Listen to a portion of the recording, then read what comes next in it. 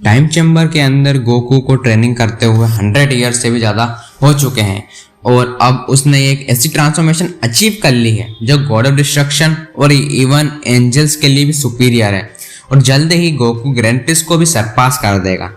Time chamber के बाहर 100 दिन से भी ज़्यादा बीत चुके हैं और वेजिटा, बुल्मा और सारे जी फाइटर्स ये मान चुके हैं कि गोकू अभी तक मर चुका होगा। भले वो सब गोकू से प्यार करते थे पर अब उन्होंने यह ट्रूथ एक्सेप्ट कर लिया है कि गोकू अब नहीं है। एक दूसरी जगह जीनोसामा को गोकू से मिलने का मन हुआ क्योंकि बहुत दिन हो गए थे गोकू उनसे मिलने नहीं आया था। तो उन्होंने ग्रैंड प्रिस्ट को बुलाया और कहा हमें गोकू से मिलने का बहुत मन हो रहा है। सैयन गोकू जहाँ पर भी हो उसे यहाँ ले आओ। We want to play with him. जैसा आप कहें माय लॉर्ड।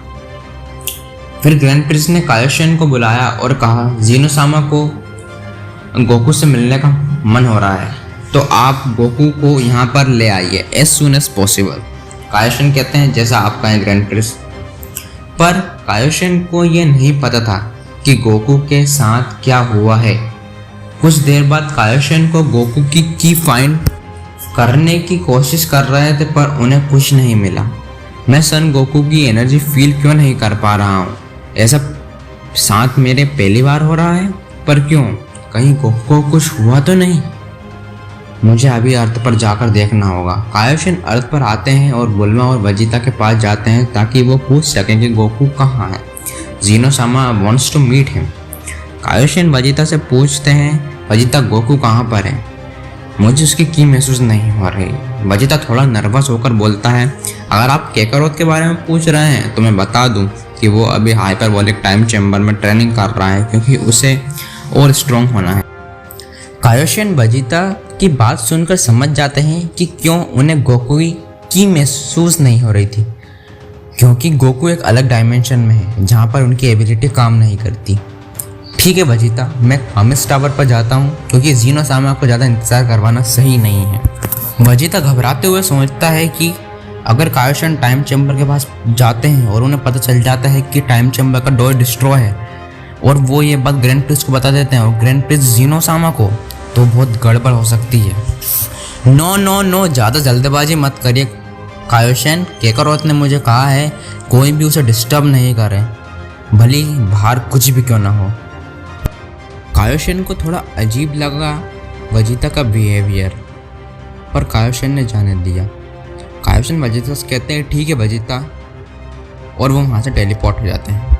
वेजिटा, बुल्मा और सारे जी फाइटर्स को ये रियलाइज्ड हुआ कि कायोशिन ने हमारी बात नहीं सुनी और ज़रूर वो टाइम चैम्बर के पास जाएंगे, तो हमारे पास और कोई चॉइस नहीं है। हमें बीरस को बुलाना होगा ताकि कायोशिन ग्रैंड प्रिंस को कुछ नहीं कहें। कायोशिन कामिस टावर पर पहुंच जाते हैं और देखते हैं कि टाइम चैम्बर का डोर बाहर से डिस्ट्रॉय है और कायोशिन को समझ में नहीं आता कि चल क्या रहा है और किसने टाइम चैम्बर का डोर डिस्ट्रॉय किया है। एक मिनट, शायद इसलिए ही वेजिटा इतना घबरा रहा था ताकि मुझे ये बात पता नहीं चल जाए। मुझे अभी यह बात ग्रैंड प्रिंस को बतानी होगी। पर जितनी देर में कायोशिन मूव करते उतनी देर में बीरस वहाँ पर आ जाते हैं। मिस्टर बीरस, आप यहाँ क्या कर रहे हैं? क्या आप भी सन गोकू को देखने आए हैं? आप मुझे ऐसे क्यों देख रहे हैं? प्लीज़ ऐसा मत कहिएगा कि आप भी इसमें शामिल हैं। It's not possible. सही कहा कायोशिन, पर अगर तुमने यह बात किसी को बताई तो यह तुम्हारे लिए अच्छा नहीं होगा। मैं तुम्हें भले मार नहीं सकता पर उससे कहीं ज़्यादा बुरी चीज़ कर सकता हूँ। If you want Kaioshin. Kaioshin के पास और कोई चॉइस नहीं थी बीरस की बात मानने के अलावा। फिर कायोशिन ने ग्रैंड प्रिंस को यह कह दिया कि गोकू अपनी ट्रेनिंग में बिजी है, वो अभी नहीं आ सकता पर जल्द ही आ जाएगा। ग्रैंड प्रिंस ने यह बात जीनोसामा को बता दी और जीनोसामा ने वेट करने का डिसीजन लिया। जब गोकू की ट्रेनिंग खत्म हो जाएगी तो वो यहाँ पर आ जाएगा। गोकू टाइम चैम्बर के अंदर नॉन स्टॉप ट्रेनिंग करता रहता है और ट्रेनिंग करते करते टाइम चैम्बर के अंदर उसने 1000 साल बिता देता है और गोकू के पास इस लेवल की पावर आ जाती है कि कोई सोच भी नहीं सकता। इस समय गोकू जीनोसामा और ग्रैंड प्रिंस को सिंगल हैंडेड डिफीट कर सकता। अब मैं एक ऐसे स्टेट पर आ चुका हूँ कि कोई भी मुझे छू तक नहीं सकता, किसी को भी मैं मार सकता हूँ। अपनी पावर के दम पर मैं यूनिवर्स के पावरफुल डीएटिस्ट को भी मार सकता हूँ। और तो और गोकू ने बहुत सारी सीक्रेट टेक्निक्स क्रिएट कर ली जो सिर्फ उसे पता है। अब तो मैं खुद पर भी ट्रस्ट नहीं कर सकता, दूसरों की तो भूल ही जाओ।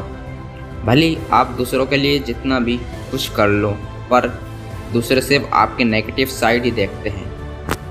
अब गोकू टाइम चैम्बर से निकलने के लिए पावर अप करता है, क्योंकि टाइम चैम्बर ने बहुत साल बिता चुका है वो, अब उसे बाहर जाकर रिवेंज लेना है। गोकू पावर अप करने लगता है और देखते ही देखते थोड़ी सी ही देर में पूरा टाइम चैम्बर कोलैप्स करने लगता है और गोकू की पावर से इनफाइनाइट पोर्टल खुल जाते हैं with the help of Gohan, जो बाहर ट्रेनिंग कर रहा है। गोकू उसकी की महसूस करके बाहर निकल जाता है और टेलीपोर्ट कर देता है और गोकू गोहान से मिलता है और कहता है, हाय सन।